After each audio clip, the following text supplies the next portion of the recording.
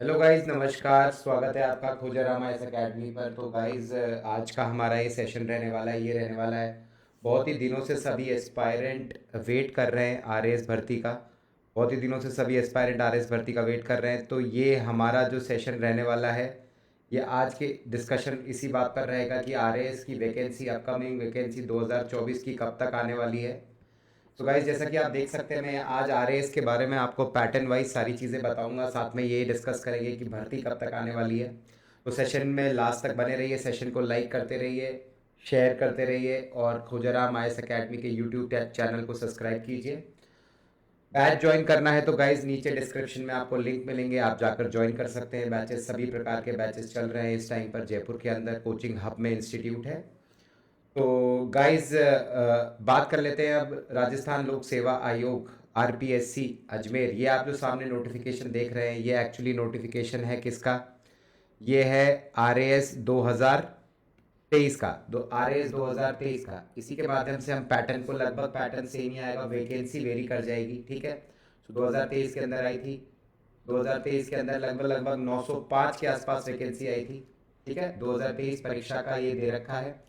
कितनी services RAS के अंदर आती हैं, कितनी सर्विसेज आती हैं? तो गाइज, मेन आरएएस के अंदर 21 सर्विसेज का नोटिफिकेशन आया था, 21 सर्विसेज का, जिसमें राजस्थान प्रशासनिक सेवा आरएएस, पुलिस सेवा है, लेखा सेवा है, सहकारी सेवा है, नियोजन सेवा है, कारागार सेवा, इस प्रकार से करके 21 मेन सर्विसेज हैं जो आप आरएएस के वैकेंसी के नोटिफिकेशन के अंडर देख रहे हैं, ठीक है। इसी के साथ साथ अलाइड सर्विसेज, अतिरिक्त सर्विसेज भी आपको देखने मिल जाएंगी। तो टोटल मेन सर्विसेज में 424 पद आए थे और 481 पद अलाइड सर्विसेज में थे। अलाइड सर्विसेज के अंदर 22 सर्विसेज आपको देखने मिल जाएंगी, 22 सर्विसेज आपको देखने मिल जाएंगी, ठीक है। देख सकते हैं गाइज आप लोग इस चीज को। साथ ही साथ नोटिफिकेशन आरपीएससी का लगभग इसी प्रकार से आता है। ये 28/6/2023 को ये नोटिफिकेशन आ चुका था। एग्जाम हो चुका है इसका, मेंस की परीक्षा भी हो चुकी है हाल ही में। 20-21 तारीख को मेंस की परीक्षा हुई है, जुलाई के महीने में, ठीक है। तो गाइज, इस प्रकार से जो हमारा आरएस का सेशन रहता है, इसमें अब ये सब एलिजिबिलिटी क्राइटेरियाज वगैरह लिखे गए हैं। आइए थोड़ा सा जूम करके देख लेते हैं इसको। बहुत बेसब्री से कैंडिडेट्स को इंतजार है। जो बच्चे प्रिपेयर कर रहे हैं, जो नहीं कर रहे, बेटा राइट टाइम है, प्रिपरेशन शुरू कर दीजिए।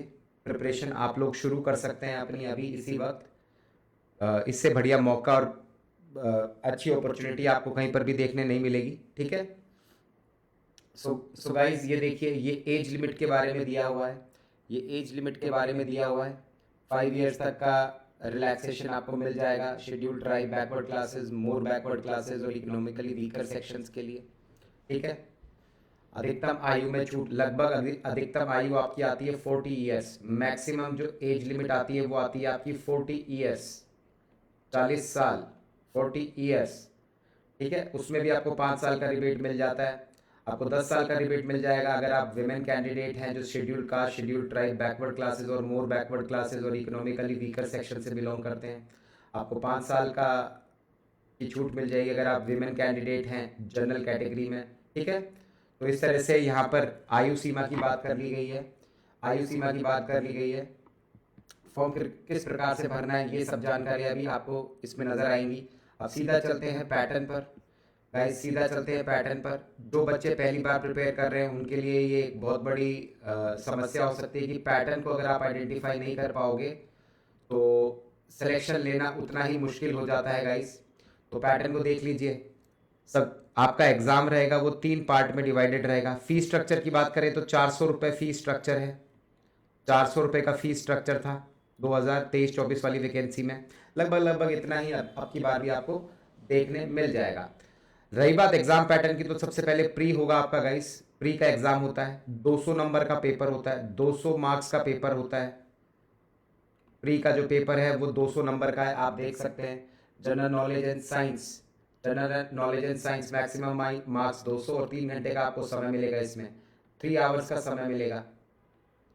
बहुत ही जनरल स्नातक की पढ़ाई जिसने कर रखी है ग्रेजुएशन लेवल तक की, उसी लेवल के क्वेश्चंस आते। क्वेश्चंस इतने ज़्यादा डिफिकल्ट नहीं होते। एक्यूरेसी पर ध्यान देना होता है, ठीक है गाइस। मैक्सिमम मार्क्स जो रहते हैं वो 200 मार्क्स रहते हैं प्री के एग्ज़ाम में। और लगभग लगभग अगर आप बात कर ले तो प्री का लेवल आप मान के चलिए, लास्ट टाइम जैसे 2023 के अंदर 100 मार्क्स कट ऑफ गई थी, 100 मार्क्स कट ऑफ गई थी जनरल कैटेगरी की, 100 मार्क्स कट ऑफ गई थी। तो आप मान के चलिए कि 50% पर बहुत आराम से 50% पर बहुत आराम से पेपर क्लियर होने के चांसेस आपके बन जाएंगे बेहतरीन तरीके से, अगर आप ये स्टेज पार कर लेते हैं। और नेक्स्ट स्टेज जो आती है वो आती है मेंस की स्टेज।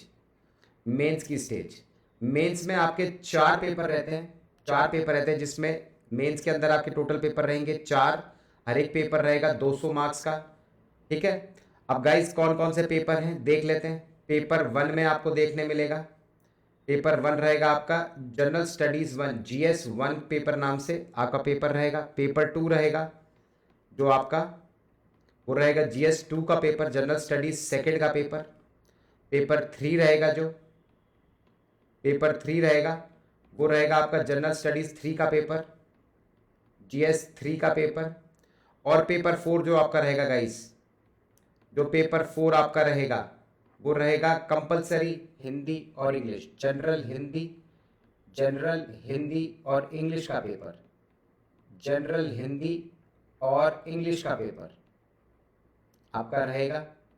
ठीक है, इस प्रकार से ये 4 पेपर मेंस के होते हैं। 200 नंबर का एक पेपर होता है, 200 नंबर के चारों पेपर होते हैं। तो टोटल मिला के आपका मेंस हो जाता है 800 नंबर का, आपका मेंस हो जाता है 800 नंबर का। ठीक है, तो गाइस 800 नंबर, इसमें से मेरिट बनती है गाइस। प्री के जो मार्क्स होते हैं आपको जस्ट क्वालिफाइंग इन नेचर है, प्री का जो पेपर रहता है जस्ट क्वालिफाइंग रहता है, इसके मार्क्स फाइनल लिस्ट में काउंट नहीं होते हैं, क्वालिफाइंग इन नेचर रहता है, क्वालिफाइंग इन नेचर रहता है। ठीक है, वो इसमें काउंट नहीं होते। आप यहां देख सकते हैं, the marks obtained in the pre examination by candidate who are declared qualified for admission in main exam will not be counted for determining the final order of merit. ठीक है, तो फाइनल में काउंट नहीं होंगे। तो guys ये pre और mains का आपका पैटर्न हो गया, अपन ने जान लिया। इसके बाद नेक्स्ट स्टेज जो आती है वो आती है इंटरव्यू की स्टेज। इंटरव्यू की स्टेज, अगर आप मेंस के पेपर में क्वालिफाई कर लेते हो तो आपको इंटरव्यू बुलाया जाएगा RPSC के लिए। अजमेर में इंटरव्यू होगा आपका।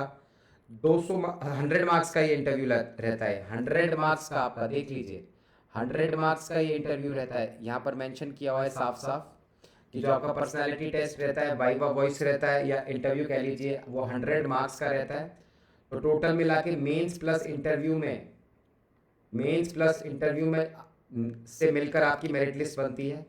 इंटरव्यू प्लस मेंस और आपके मार्क्स और रैंक के आधार पर आपको सर्विसेज अलॉट करी जाती है। इंटरव्यू प्लस मेंस के बेसिस पर आपकी बनेगी मेरिट और इसी के आधार पर आपको सर्विसेज अलॉट करी जाएंगी अलग अलग मार्क्स और रैंक पर। ठीक है, 905 के आसपास वैकेंसी आई थी, इस बार भी आप टेंटेटिव इतनी वैकेंसीज मानकर चल सकते हैं। तो गाइज ये बेसिक नोटिफिकेशन रहता है, इनमें सभी आंसर करने की टेक्निक और चीज़ें दी गई होती है। ये आपकी स्टेट वाइज वैकेंसीज आप देख सकते हैं, एक तरीके से एरिया वाइज, स्टेट के अंदर एरिया वाइज वैकेंसीज आप देख सकते हैं। एरिया वाइज वैकेंसीज में आप देख सकते हैं किस किस एरिया से कौन कौन सी, बहुत डिटेल्ड नोटिफिकेशन आएगा, आप चिंता ना कीजिए।